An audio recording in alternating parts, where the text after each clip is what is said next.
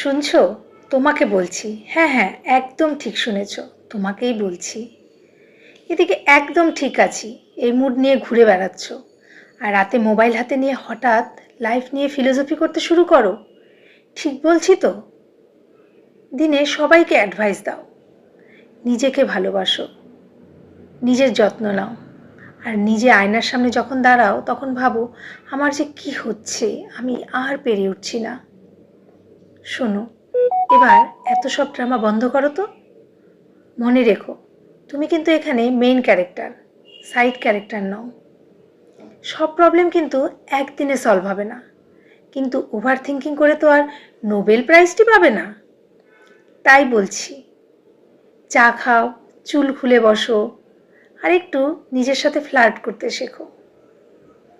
চলো তো, এবার আমরা লাইফটাকে সিরিয়াসলি না নিয়ে একটু এনজয় করতে শিখি।